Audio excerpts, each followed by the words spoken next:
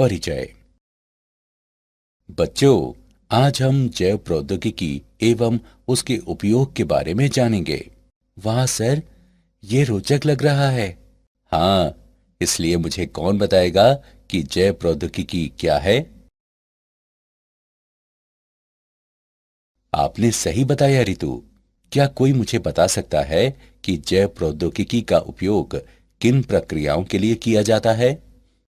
Sir, ऐसी अनेक प्रक्रियाएं हैं जिनके लिए जैव प्रौद्योगिकी का उपयोग किया जाता है, जैसे कि रोगों की पहचान करने के लिए जीन स्थानांतरण आदि। बहुत अच्छे प्रतीक। आओ अब विस्तार से अध्ययन करें। इस पाठ में आप जैव प्रौद्योगिकी एवं उसके उपयोग के बारे में जानेंगे। उद्देश्य। इस पाठ के अंत में आप निम्न करने में सक्षम हो जाएंगे। कृषि में जैव प्रौद्योगिकी के उपयोगों की व्याख्या करना। चिकित्सा में जैव प्रौद्योगिकी के उपयोगों की व्याख्या करना। जीन चिकित्सा की व्याख्या करना। आणविक निदान का वर्णन करना।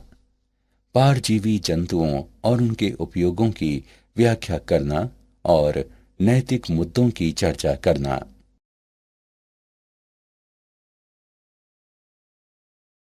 कृषि में जैव प्रौद्योगिकी का उपयोग।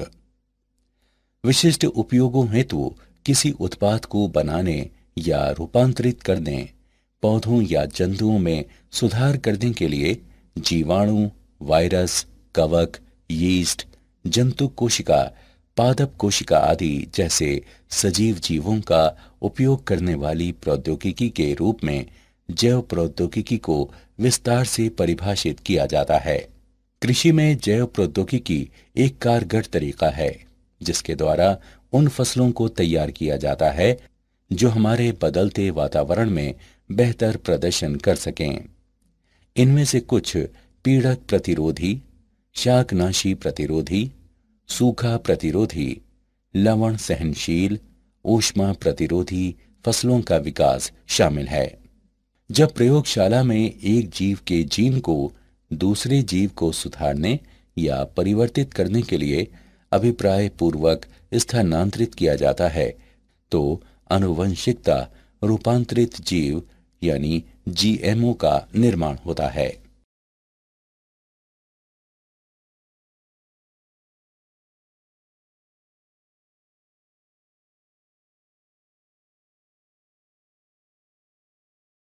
आनुवंशिकता रूपांतरित जीवों का उपयोग। आनुवंशिकता रूपांतरित पौधे कई तरह से उपयोगी हो सकते हैं। कीट पीड़क प्रतिरोधी पौधों के कारण कम पीड़कनाशी का उपयोग करने की आवश्यकता होती है। आर्थिक रूप से अधिक अनुकूल, क्योंकि पीड़कनाशी वायु, मृदा और जल में नहीं जाते हैं। फसल की अधिक पैदावार। आनुवंशिकता रूपांतरित फसलों को उन विटामिनों से भरपूर बनाया जा सकता है जिनकी कुछ प्रधान किस्मों में कमी हो सकती है।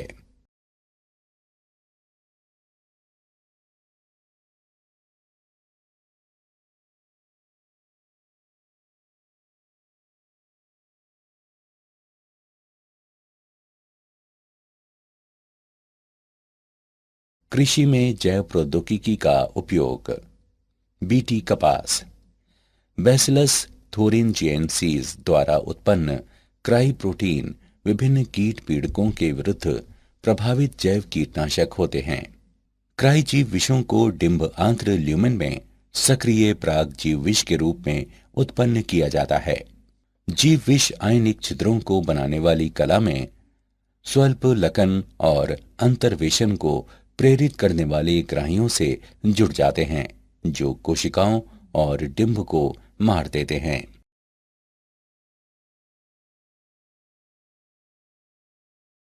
पीड़क प्रतिरोधी पौधा। पीड़क प्रतिरोधी पौधे। कीटों का हमला एक गंभीर कृषि समस्या है जिससे उपज काफी कम हो जाती है और उत्पादन गुणवत्ता घट जाती है। कीटों के कारण खेतों में और साइलों में भंडारण के दौरान नुकसान हो सकता है। प्रत्येक वर्ष कीट दुनिया भर की खाद्य फसलों का लगभग 25% भाग नष्ट कर देते हैं।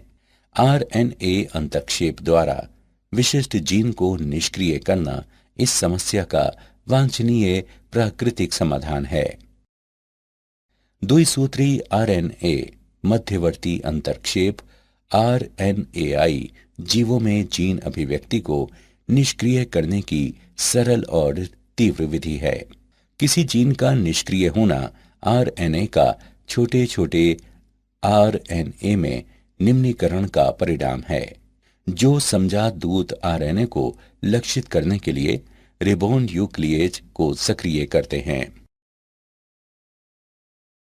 औषधियों में जैव प्रौद्योगिकी का उपयोग। आनुवंशिकता निर्मित इंसुलिन। इंसुलिन एक हार्मोन है जो अग्नाशय द्वारा उत्पन्न होता है और जो ग्लूकोज के स्तर को नियंत्रित करता है। इंसुलिन 2 पॉलीपेप्टाइड श्रृंखलाओं का बना होता है, श्रृंखला ए और श्रृंखला बी, जो आपस में डाइसल्फाइड सेतुओं द्वारा जुड़ी होती है। बीटा कोशिकाओं में इंसुलिन प्राक हार्मोन कन्वर्टेज तथा एक्सोप्रोटीएज कार्बोक्सी पेप्टाइडेज ई कहलाने वाले प्रोटीन अपघटक एंजाइम की क्रिया द्वारा प्राक इंसुलिन पूर्ववर्ती अणु से संश्लेषित होता है। प्राक इंसुलिन के ये रूपांतरण अणु के केंद्रीय भाग अर्थात सी पेप्टाइड को प्राक इंसुलिन के सी और एन अंतस्थ सिरों से हटा देते हैं। शेष पॉलीपेप्टाइड बी और ए श्रृंखलाएं आपस में डाइसल्फाइड बंधों द्वारा जुड़ी होती हैं। परिपक्व इंसुलिन में सी पेप्टाइड उपस्थित नहीं होता है। जीन चिकित्सा। आनुवंशिक दोषों को सही करने के क्रम में अनुपस्थित या दोषपूर्ण जीन की जगह कोशिकाओं में सामान्य जीनों को प्रवेश कराना जीन चिकित्सा कहलाती है। एक कोशिका के जीनोम में नया जीन प्राप्त करने के लिए इसे संवाहक कहलाने वाले एक अणु में किया जाना चाहिए। वर्तमान में उपयोग किए जा रहे सबसे सामान्य संवाहक विषाणु हैं, जो प्राकृतिक रूप से आक्रमणकारी कोशिकाएं हैं और अपने आनुवंशिक पदार्थ को कोशिका के जीनोम में प्रवेश कराती हैं। एक संवाहक के रूप में विषाणु का उपयोग करने के लिए विषाणु के जीनों को हटाकर कोशिका के लिए निर्धारित नए जीन को प्रतिस्थापित किया जाता है। जब विषाणु कोशिका पर हमला करेगा तो ये अपने आनुवंशिक पदार्थ प्रवेश कराएगा। एक सफल स्थानांतरण के परिणाम स्वरूप लक्षित कोशिका में अब नया जीन होगा, जो दोषपूर्ण जीन द्वारा उत्पन्न समस्या को सही करेगा। विषाणु जिनका संवाहकों के रूप में उपयोग किया जा सकता है उनमें शामिल हैं रेट्रोवायरस जैसे HIV, एडिनोवायरस, एडिनो संबंध वायरस और सरल परिसप्र विषाणु।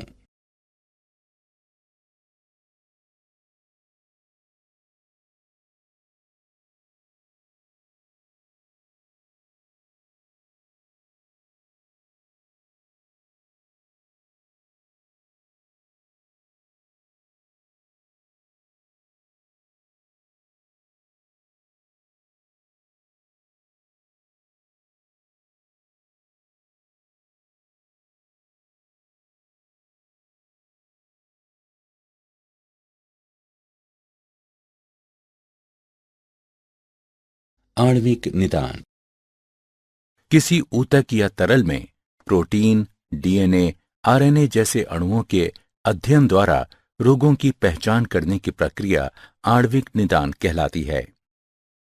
आणविक निदान और चिकित्सा है रोगों के आणविक कारणों का पता लगाने, निगरानी और उपचार करने में उन्नत, विशिष्ट जनसंख्याओं की ओर औषध विकास और लक्षित औषधियों के मार्गदर्शन के लिए बायोमार्कर का उपयोग, औषध प्रतिक्रिया, औषध उपापचय, प्रतिकूल प्रभाव और रोग प्रगति को प्रभावित करने वाली आनुवंशिक विभिन्नताएं, औषध या नैदानिक संयोजन का विकास और चिकित्सीय उपयोग, उभरती हुई फार्मेकोजिनोमिक और आणविक नैदानिक प्रौद्योगिकी, नैदानिक और व्यक्तिगत चिकित्सा में विनियामक मुद्दे।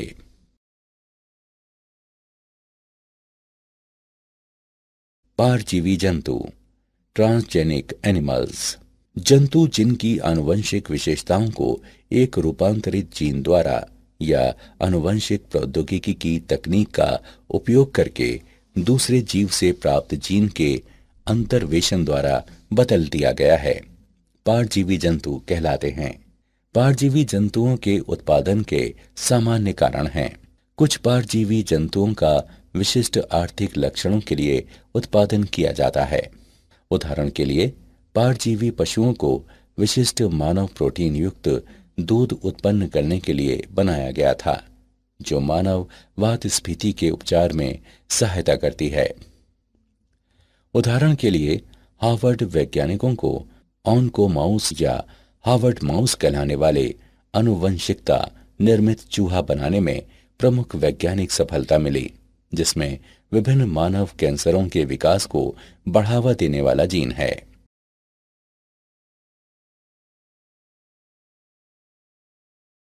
पारजीवी जंतुओं का उपयोग। मानव कल्याण के लिए इन जंतुओं के लाभों को निम्न क्षेत्रों में वर्गीकृत किया जा सकता है: कृषि, औषधि और उद्योग। कृषि उपयोग। प्रजनन। पारंपरिक प्रजनन अधिक समय लेने वाला मुश्किल कार्य है। जैव प्रौद्योगिकी के उपयोग से कम समय में और अधिक परिशुद्धता के साथ जंतुओं में विशेषताओं को विकसित करना संभव हो गया है। इसके अलावा उपज बढ़ाने के लिए किसानों को एक आसान तरीका भी प्रदान करता है। गुणवत्ता। पारजीवी गायें अधिक दूध उत्पन्न करती हैं या कम लैक्टोज या कोलेस्ट्रॉल वाला दूध उत्पन्न करती हैं। सूअर और पशु जिनमें अधिक मांस होता है, भेड़ जो अधिक ऊन देती हैं। रोग प्रतिरोध। वैज्ञानिक रोग प्रतिरोधी जंतुओं को उत्पन्न करने के लिए प्रयासरत हैं, जैसा कि इन्फ्लुएंजा प्रतिरोधी सूअर, लेकिन जीन की बहुत ही सीमित संख्या वर्तमान में पालतू जानवरों में रोगों के प्रतिरोध के लिए जिम्मेदार है।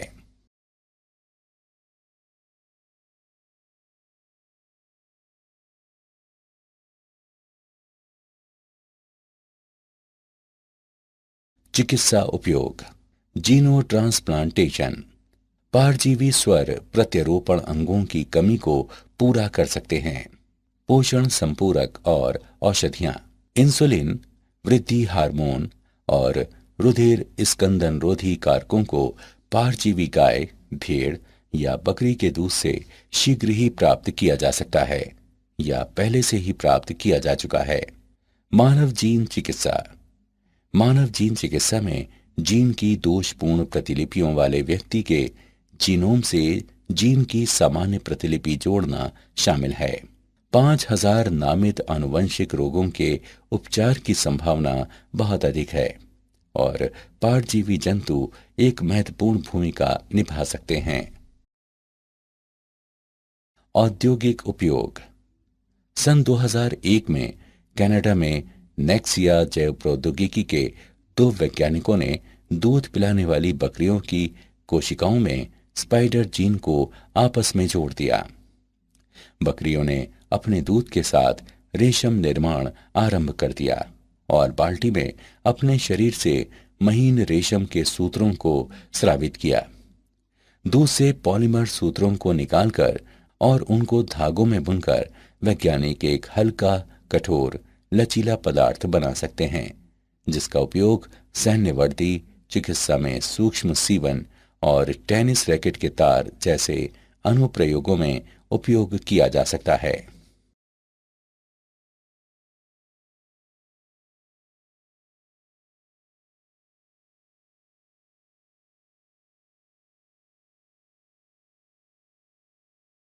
नैतिक मुद्दे।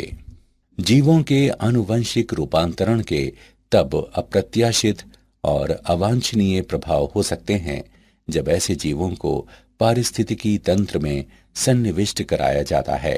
जन सेवाओं के लिए ऐसे जीवों के रूपांतरण और उपयोग से अनुमत एकस्व की समस्याएं भी उत्पन्न हुई हैं। इसलिए भारत सरकार ने संगठन स्थापित किए हैं जो आनुवंशिक रूपांतरण की वैधानिकता और जनसेवा के लिए आनुवंशिकता रूपांतरित जीवों के सन्निवेश की सुरक्षा के बारे में निर्णय लेने के लिए अधिकृत हैं।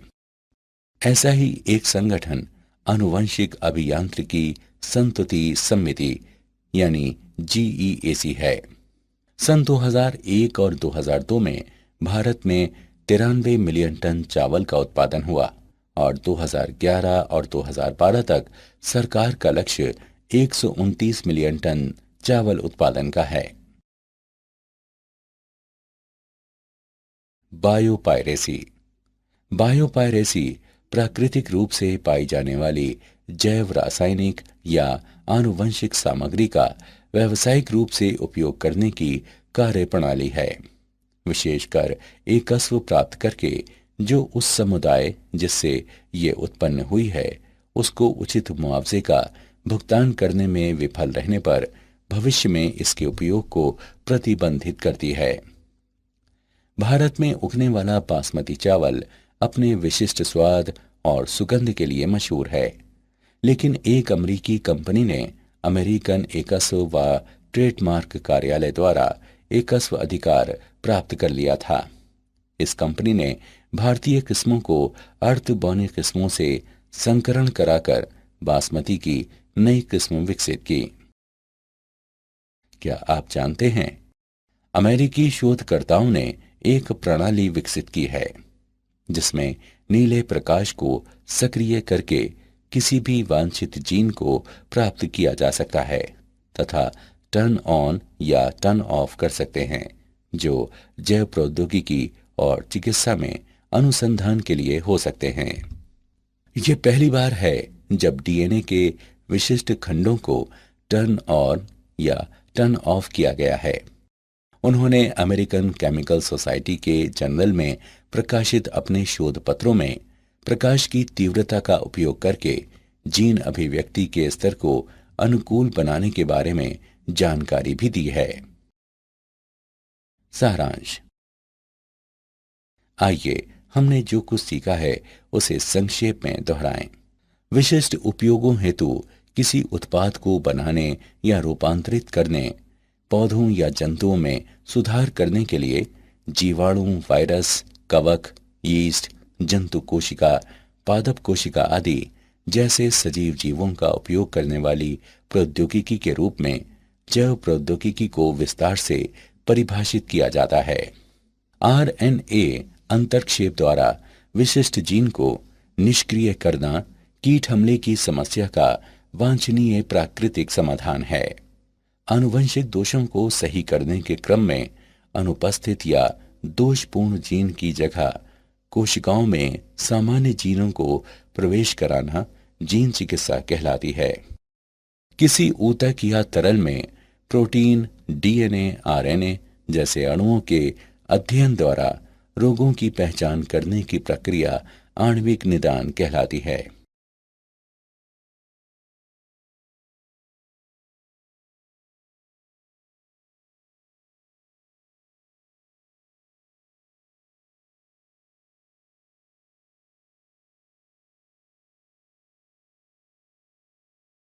जंतु जिनकी आनुवंशिक विशेषताओं को एक रूपांतरित जीन द्वारा या आनुवंशिक प्रौद्योगिकी की तकनीक का उपयोग करके दूसरे जीव से प्राप्त जीन के अंतर्वेशन द्वारा बदल दिया गया है, पारजीवी जंतु कहलाते हैं। भारत सरकार ने संगठन स्थापित किए हैं जो आनुवंशिक रूपांतरण की वैधानिकता और जन सेवा के लिए आनुवंशिकता रूपांतरित जीवों के सन्निवेश की सुरक्षा के बारे में निर्णय लेने के लिए अधिकृत हैं। बायोपायरेसी प्राकृतिक रूप से पाई जाने वाली जैव रासायनिक या आनुवंशिक सामग्री का व्यावसायिक रूप से उपयोग करने की कार्यप्रणाली है, विशेषकर एकस्व प्राप्त करके जो उस समुदाय जिससे ये उत्पन्न हुई है उसको उचित मुआवजे का भुगतान करने में विफल रहने पर भविष्य में इसके उपयोग को प्रतिबंधित करती है।